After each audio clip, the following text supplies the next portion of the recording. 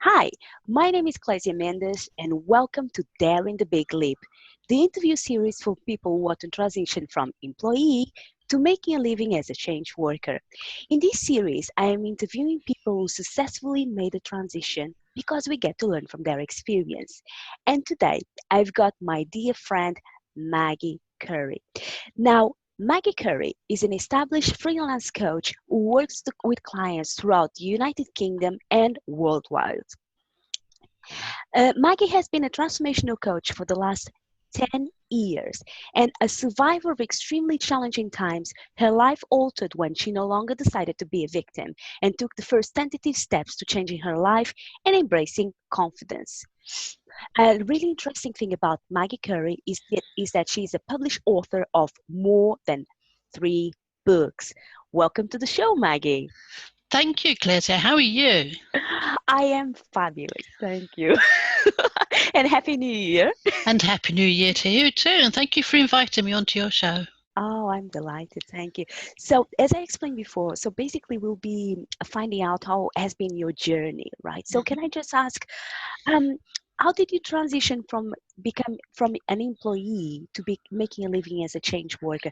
And when I mean change worker, and when I talk about change worker, I mean anyone who works as let's say a coach, a consultant, a therapist, and so on. Mm-hmm. It's interesting because, to be perfectly honest, it did it for me. The universe, if you like. I relocated to here on the Isle of Wight back in 2003, and having worked for 20 years or so in the NHS as a medical secretary in London, working for a professor and the medical director, and then in Basingstoke in Hampshire, working for the clinical director and who was also a consultant psychiatrist. And I thought, well, when I move here to the island, it'll be easy to get a job at our one hospital that exists on the island. No, it wasn't easy. Unless you are related to someone or whatever, recommended by a friend of the hospital, then there's no chance. So I thought, oh well, I'll do some temp work. So I did some temp work. This is leading somewhere, honestly. And whilst I quite enjoyed the temp work, I wasn't feeling accomplished, if you like, because I like to start and finish things, and you sort of dropped in the middle as a temp. And there was nothing for me to get my teeth into.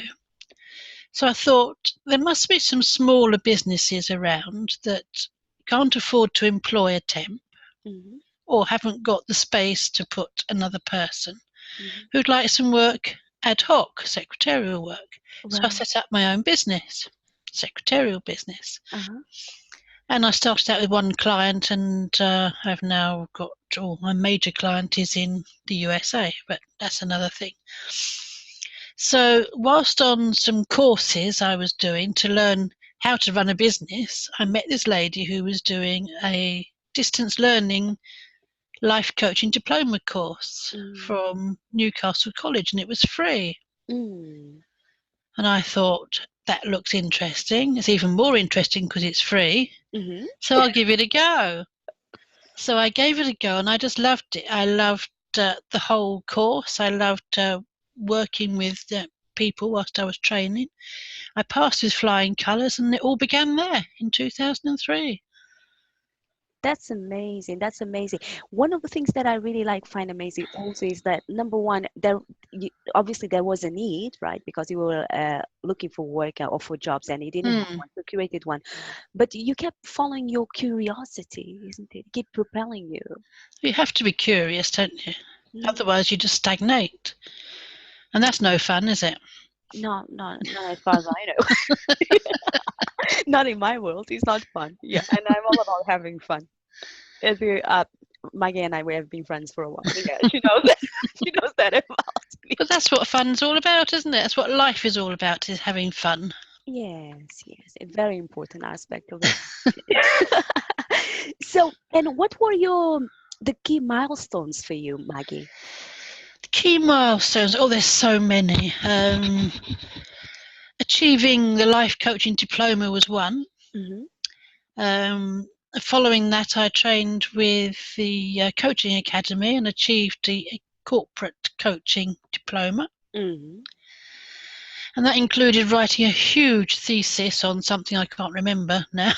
Mm-hmm. It was sort of 10, 20,000 words or whatever. And that was just a mammoth task and a huge milestone. And of course, preparing and presenting my very first workshop, that was very nerve-wracking. Uh-huh. Writing my books and getting them published, of course, and changing lives. I mean, some milestones are absolutely enormous and some are tiny, but they're all valuable in their own way. Absolutely, absolutely. It's one thing leads to another, like It does, yeah. building blocks, isn't it? I'm quite interested in your in terms of writing books, if you will, because I when I was down in London in December, I went to a business meeting, and I met an author. So basically, she has written a book. I think she lives in Switzerland at the moment, and she got them translated to Spanish, German, and French, Wow. and she would like to get a publisher in UK. So she asked me, how would I go about getting a publisher or an agent in UK? Do you have any tips that you or some sort of guidance direction you could give her? Publishers, it depends on the subject of the book, Mhm. Mhm. obviously. I mean, there's some publishers that will only publish fiction, there's some that only publish religious books, some will only publish children's books, and so on. But you Mhm. can look them up on Google Right. and it will tell you what genre they like. Uh-huh. And it'll also tell you how you submit your pages, the manuscript. The Uh-huh. word had gone completely out of my head. How you send your manuscript and your covering letter, and you've got to have a synopsis and all that type of stuff. Mhm. Just email it to them, Oh, that's wonderful. So what and I'll they do, can either say yes or no, yes, and it and costs nothing because it's just email. exactly. Because it used to be sort of in the last 5 years or so, you had to post everything, Mm. pages and pages. So of course it cost you a fortune. But now you can just email, and they'll either say yes or no. And some of them will actually come up on Facebook, I believe, and say we are receiving manuscripts now. Send them or whatever. It just depends how busy they are or what they're looking for. Yes, that's wonderful. What I'll do after we finish this show, I'll send an email to my friend. Yes, do, yeah. Yeah, oh, that's brilliant. Thank you very much for that. And what sort of insights helped you in your, well, after you've done the transition or while you were in transition, Mm-hmm. to make your business successful? Insights, oh dear. There's a zillion insights, aren't there? I Mm, mean, some were little insights, some were big insights, and there's many that could be either be an insight or intuition or wisdom. mm, I'm not entirely sure if you can separate those things. ah, So I always think that insights may be your wisdom, and wisdom may be your intuition. It may be, who knows? I'm not clever enough to work that out, so I'm mm, sure somebody must have done. But an insight I had was I did a short course on NLP, mhm, you know, neuro linguistic programming for those that don't know. yeah, And it's all about words and how they change how you think and all this type of stuff. And it never actually sat very well with me. I didn't like it. mm, So I didn't use it. And I found it a big sort of switch off. But having said that, I imagine it has taught me something. So it's given me an insight into what I don't like, as well as right. you have Okay. insights into what you do like. Yeah. I mean, there are some very famous international coaches who are a big switch off. I Mm, won't say who they are because that's not fair, mhm, mhm, because other people like them. But there are some that I just take 3 steps back from and think, no, that's not for me.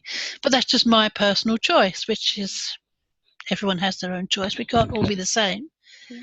yeah. That sounds a bit negative, I know, but it is quite positive. Yeah.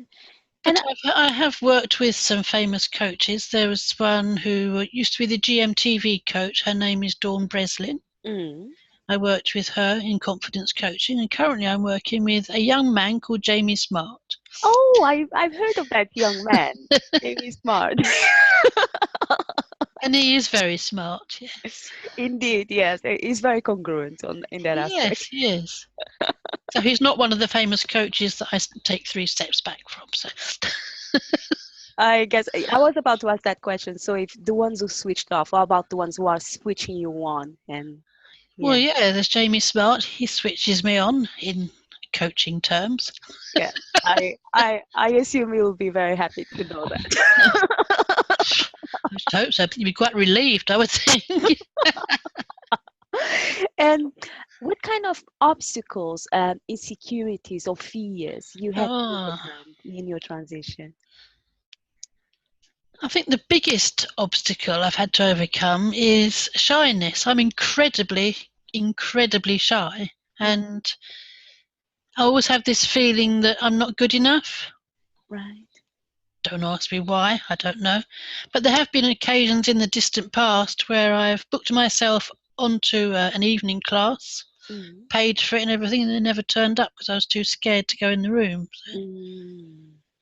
mm, But I've been taking my own advice and making a great effort. Has more or less got me over the shyness thing, and I've managed to walk into a room full of strangers up in London to work with Jamie Smart, and right. I think I'm getting over the I'm not good enough. I mean, I still have that odd thought every now and again, but Mm. you know what thoughts are? Yeah, I'm for people who don't know. So, what do you think that feeling or that thought of not being good enough is coming from? Um, I think it's a childhood thing. It was always my brother was going to. He went to a school where he was top of the class everywhere, and I was always sort of average or considered to be average. So I just wasn't good enough. So it's just gone through really the Wow. rest of my life. So. So this is beautiful in the sense that, okay, even if you think you're not good enough, you can still be successful and write 3 books like Maggie Currie. Absolutely. Imagine if you thought that you were amazing. What would happen? So that links to my next question. So what sort of internal and external resources you were able to make use of? That's a really good one, that one, isn't it? Intuition or innate wisdom. Tell us more about that, please. Um, What do you see? it is something that I trust implicitly because if something doesn't feel right, then I don't do it or I stop and think because it's one of those things where, like I was saying with these famous coaches who are a big switch off, it's just intuition that says, no, this isn't right for you. Mm-hmm. But usually the feeling is right and I just move on. But external resources are, of course, my teachers, coaches, books, videos, and to some extent a journal. Mm-hmm. And of course, my friends, such as Clesia. Oh. Um, writing in my journal every now and again gets the thoughts out of my head. Mm. And also, I don't know if you've heard of Mourning Pages. Have you? I think it rings a bell, but I never bought it. Can you please let us know more about that? It's something I read in a book that an artist lady wrote, and I can't remember her name. I think it's The Artist Way, the book. May well be, yes. And basically, what she says is to write, just get 3 blank pieces of paper, Uh-huh. or 3 blank sides, if you like, of paper, every morning, and just write what comes into your head. Doesn't matter if it makes sense. It could just be odd words. It could be little phrases. It could be anything, Mm. absolutely anything. And just write 3 pages, and it gets all your thoughts out on paper. Because we have an awful, and I shall read you some if you like. Okay. Some I wrote this morning. Okay, okay.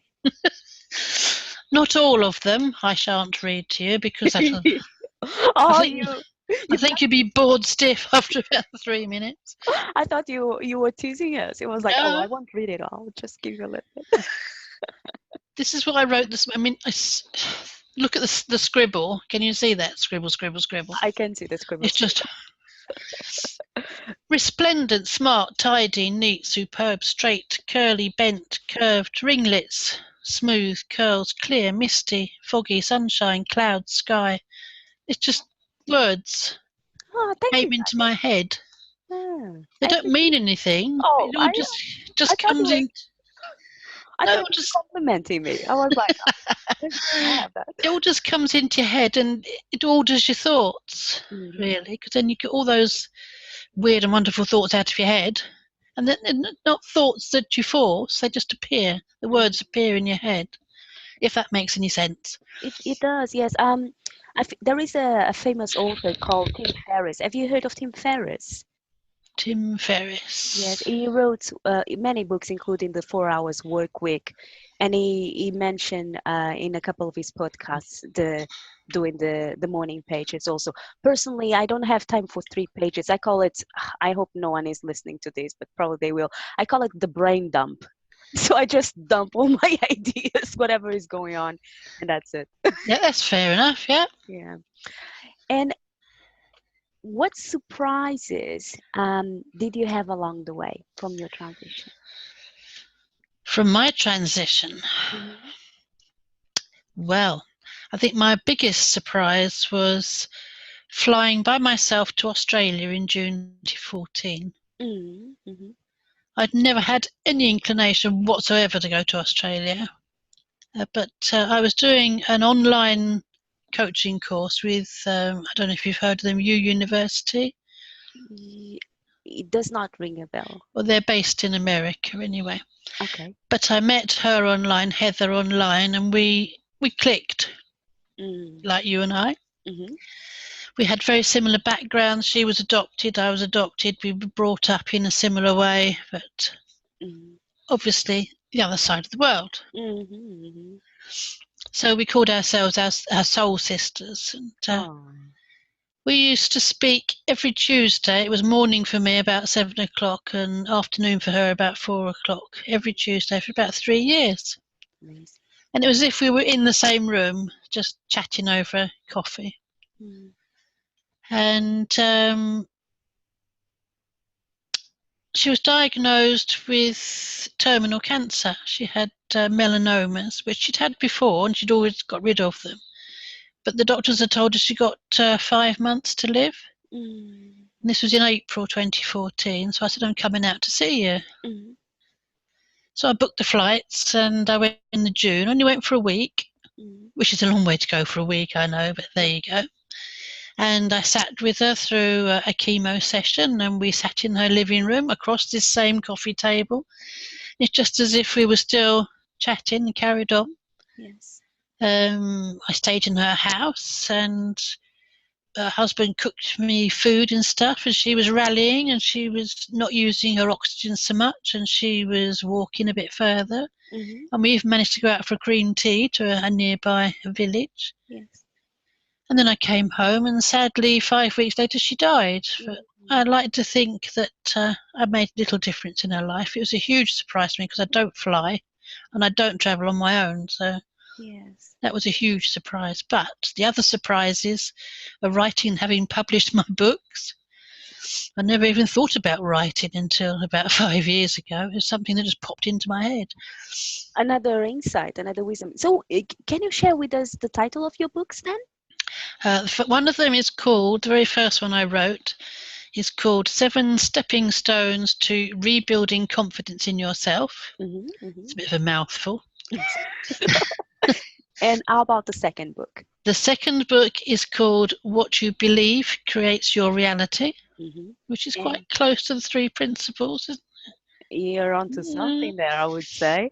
And how about the third one? The third one was inspired by my trip to Australia and is called Are You Sitting Too Comfortably? Talking about stepping out of your comfort zone. That's that's beautiful. two things occurred to me, actually more than two, when you were telling the story about your friend Eder. Is number one, it wasn't something that it wasn't a thought. I felt the love that you shared. I felt goosebumps all over my body. And something that occurred to me is that you were willing to go outside of your comfort zone for of your friend. Yeah, And secondly, how, because you've got the flexibility, you said you went a long way to stay a week, because you're not exactly attached to a job, only one place. You've got that flexibility that you could be available for the people that you love when it's required. yeah. And how precious that is. How It is precious, very precious. precious, yeah. Yeah. Oh, that's beautiful. Um, Maggie, what would you say to someone that is looking to make the transition from employee to making a living to change worker? I think first of all it's something they want to do. They've Mm-hmm. got a passion for. I mean, you can't just sit there and say, right, now I'm going to be a change worker. Obviously, you have to train, Mm-hmm. and it depends on their personality, it depends on their finances a lot. But I would suggest that they go along to, I don't know, there may be groups or evening classes and find out what sort of things they want to do as a change worker, whether that be coaching, whether that be massage, whether that be psychotherapy, whatever, Mm-hmm. Mm-hmm. and find out if they actually enjoy it before they start leaping into it.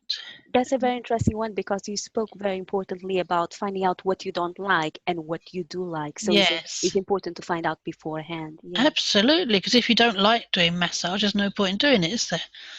Mm-hmm. You won't do it well either. Exactly. Because you only do things well when you really enjoy them. Yeah. And perhaps start out in a small way, either in evenings and weekends, and build up from there before you take that leap. Or if you want to take the leap of faith, go for it. It's entirely up to your personality, isn't it? Yes, absolutely. And that is one of the beautiful things because it's like sometimes a lot of people are looking for the how to's. How do I do this? How do I do that? And reality is, it's your life. You need to find Yes. out what works for you and do your way because your way is the perfect way for you. It's always bespoke. Life, someone said, life is a contact game and it's bespoke. You don't have to follow anyone else's rules. You get to make your own Yeah, to within the context we are talking about. Within. absolutely. Yeah. Um, and Maggie, thank you very much. If people want to find you, how would be the easiest and best way to get in touch? They can go to my website, Which which is is www.maggiecurrie.co.uk.